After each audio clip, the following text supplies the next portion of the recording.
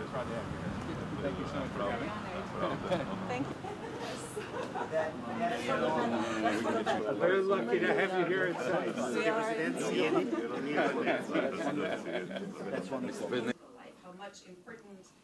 How many important engagements he has had since 1990, the fall of communism, and what his presence in 1990-2002, when he was the youngest person to be prime minister, and as Minister of Foreign Affairs. This is quite an extraordinary presence in the foreign policy, awarded by the International Institute in vocal supporters of regional and European integration for all countries of the Western Balkans. As Ambassador of Albania, is a wonderful representative of her country, highly professional, efficient, acting important recommendations for the integration of the Western Balkan countries to the European Union. Balkan is an unfinished business. With three ongoing important regional developments or disputes, and open NATO and EU integration processes, the Balkans remain still an unfinished business. Let me briefly note that the most remarkable highlights in this region in the post-Cold War era were NATO's presence, the European perspective offered to the region, and the commitment for regional cooperation among the countries. I want to emphasize the fact that NATO's intervention, and particularly United States and later EU involvement, was vital then, as it is as relevant now. It was this decisive and determined involvement that saved the Balkans from becoming the Middle East of Europe. The security architecture was backed up by the European integration processes to fully anchor this region to the Western values and standards. As these processes advanced, the Albanians emerged as a stabilizing factor in the region while living in 5 states and in contiguous territories. Following Kosovo's independence, the region has changed its mosaic. Also, Albanians in Macedonia became a constituent factor. In Montenegro, they have been indispensable key factor for the country to maintain pro-NATO and European track. Let me underline that the Albanian factor has been and continues to be a vital catalyst to having the NATO and EU border extended in this region, as NATO and the EU remain the basis of stability in the Western Balkans.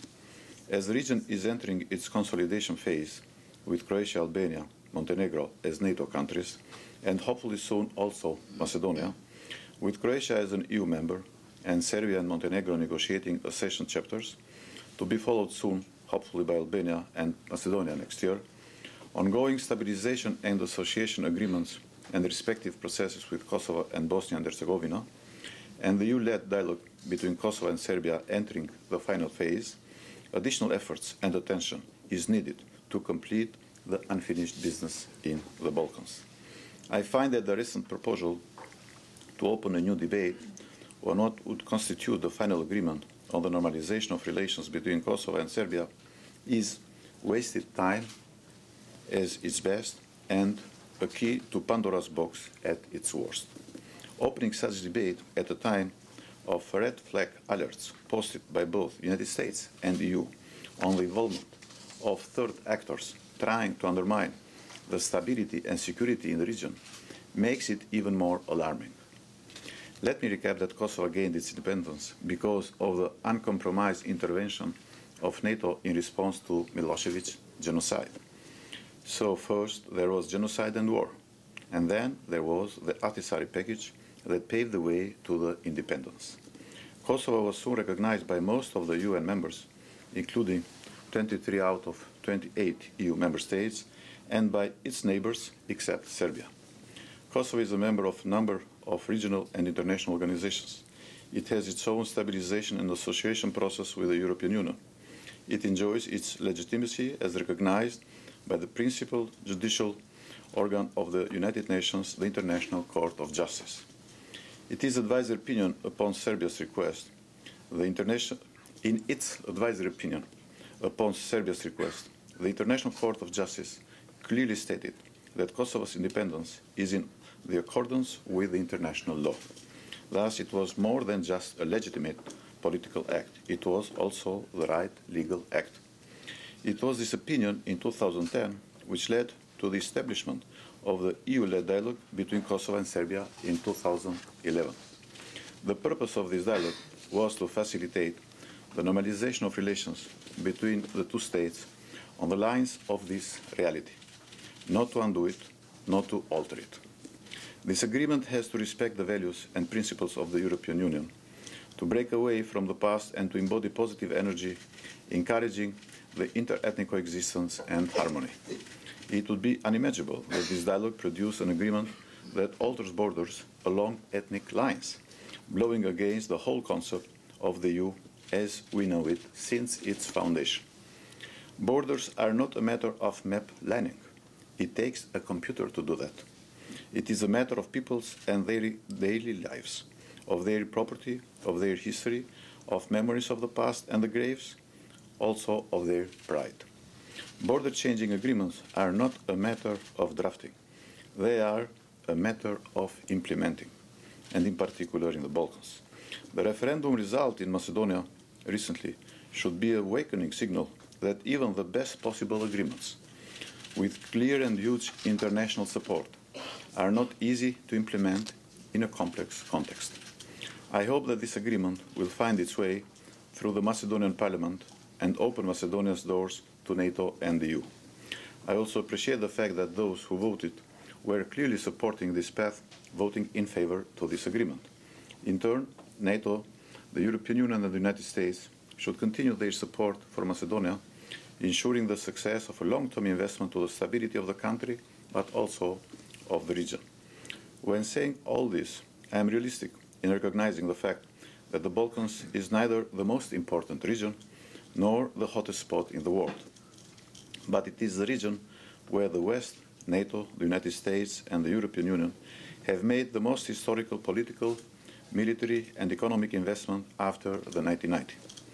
If the West will not be able to bring to fulfillment this strategic project in its own neighborhood, then how can it maintain its influence and leverage in other regions, further south or further east?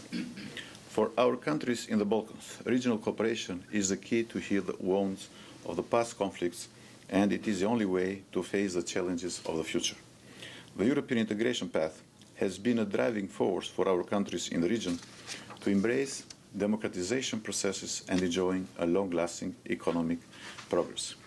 We are aware that just peace and stability is not enough to meet the expectations of our citizens, in particular the young people.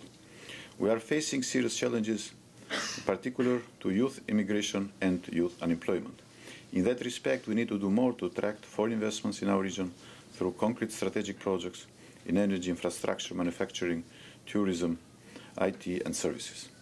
Trans-Adriatic gas pipeline is one of the most important geostrategic projects in the field of energy for the whole region and beyond. This investment only in Albania surpasses $1 billion. Part of the Southern Gas Corridor, bringing the gas from Shah Deniz in Caspian Sea, Azerbaijan, through Turkey, Greece, Albania and Italy, aiming at Italian and European market, will not only diversify the supply of gas for the whole Europe, but it will make it less dependent on Russian gas. Ionian Adriatic gas pipeline is another example of regional economic cooperation on energy area. The project has just finished the feasibility study and will engage investment financing from Albania, Montenegro and Croatia to bring the gas from Croatia down to Albania and vice versa, linking it with TAP. Being a modest market of roughly 20 million consumers, we cannot afford to compete among ourselves for attracting big multinationals. Rather, we need to create the synergy for a regional approach to foreign direct investments, harmonizing trade practices and developing the key potential labor-intensive sectors. Despite the general increase in volume of trade and investments, still the region has not reached the potential of foreign direct investments. This is the only alternative to create our small EU within our countries for the sake of our citizens. In many ways, Albania has been a flagship country in fostering regional cooperation in areas of mutual interest. In recent years, the Albanian government has organized joint meetings with the neighboring governments and has signed several agreements on boosting trade and mutual investments. We have at times undertaken unilateral positive steps and initiatives to facilitate such cooperation. The last 2 decades have marked a breakthrough in this regard. Numerous regional initiatives and liberalized policies to facilitate movement of peoples and goods in our area are testimonies to such cooperation. The countries in our region are part of Central European Free Trade Agreement, which is instrumental to our EU integration path. Since then, the economic and trade ties are strengthened in the region. Although we don't agree or share the same views on particular issues, regional cooperation has never been frozen, but has moved forward. The EU has been instrumental in boosting this cooperation through various mechanisms, the latest being the Berlin process. Whereas not a substitute to EU enlargement, the Berlin process built a platform of intra-regional ambitious projects related to connectivity. Combining local regional ownership and EU financial